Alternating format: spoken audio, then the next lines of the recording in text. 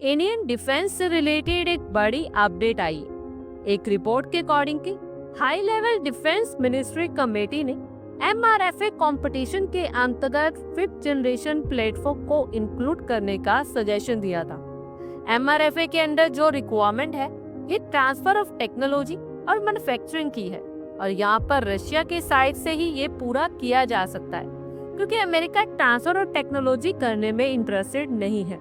लेकिन MRFA project को हमें प्रोसीड तो करना ही पड़ेगा और ये जरूरी भी है क्योंकि अगर आप 40 से 45 एयरक्राफ्ट पर ईयर एक्सपेक्ट कर रहे हैं कि आपको मिलते रहे तो वो रिक्वायरमेंट सिर्फ स्वदेशी प्लेटफॉर्म पर पूरी नहीं कर पाएंगे। तो बता दें कि ऑलमोस्ट 30 के अप्रोक्स स्वदेशी एयरक्राफ्ट प्लेटफॉर्म की रिक्वायरमेंट है पर ईयर और 10 से 12 MRFA प्लेटफॉर्म की रिक्वायरमेंट है। और ये जो MRFA के डील है वो अगर हमारे स्वदेशी प्रोग्राम को अफेक्ट नहीं करती है तो इसमें कोई भी इशू नहीं है।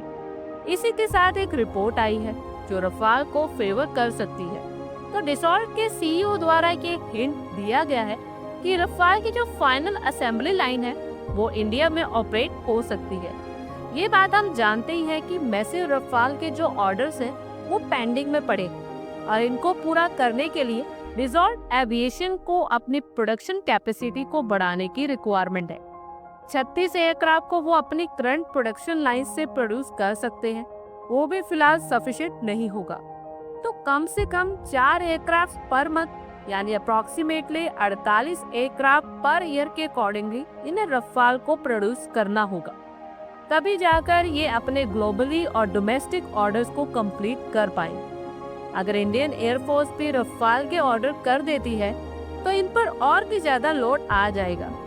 ये तो हम जानते ही हैं कि इंडियन नेवी द्वारा 26 रफाल के ऑर्डर्स को फाइनलाइज किया जाना है और ये जो 5th generation fighter jet platform को MRFA में इंक्लूड करने की बात यहाँ पर चल रही है, तो ये कितना प्रैक्टिकल होगा ये तो देखने वाली बात होगी। इन प्लेटफॉर्म का जो मेंटेनेंस कॉस्ट है वो काफी ज्यादा है। अभी यहाँ पर 4.5 जनरेशन प्लेटफॉर्म ही MRFA प्रोग्राम के तहत लिए जाए तो वही बेहतर होगा और जो 5th generation fighter jet platforms है उनके 2 स्क्वाड्रन अलग से गवर्नमेंट टू गवर्नमेंट डील के अंडर लिए गए।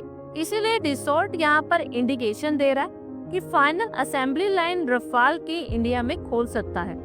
बाकी जो MRO फैसिलिटी है वो ऑलरेडी खोली जा चुकी है और लॉजिकली भी रफाल की ही यहाँ पर चांसेस ज्यादा नजर आ रहे हैं क्योंकि एयरफोर्स द्वारा पहले से ही ये ऑपरेट किए जाते हैं। तो बेटर यही होगा कि अगर कोई एयरक्राफ्ट इंपोर्ट ही करना है तो ऐसा प्लेटफॉर्म हो जिसे हम ऑपरेट कर रहे हैं ताकि इसका सारा इकोसिस्टम लोकली डेवलप कर सके और फ्यूचर में इनकी फ्लीट को मेंटेन करने के लिए हमें फ्रांस के ऊपर डिपेंड ना रहना पड़े। और यहाँ पर एक और अच्छी बात ये हुई है कि इंडियन वेपन्स को रफाल के साथ इंटीग्रेट करने का समझौता भी हो चुका है। इसे वेपन सिस्टम के लिए भी हमारी डिपेंडेंसी फ्रांस के ऊपर ज्यादा नहीं होगी।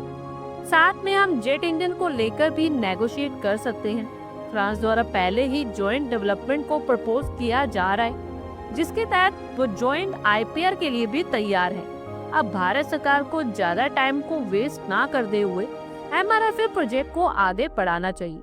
आप लोगों की क्या पूछ राय है कमेंट बॉक्स में शेयर करें। आई होप आपको हमारी ये वीडियो अच्छी लगी होगी और आगे भी इसी तरह के अपडेट्स के लिए हमारे चैनल को जरूर सब्सक्राइब करें। धन्यवाद।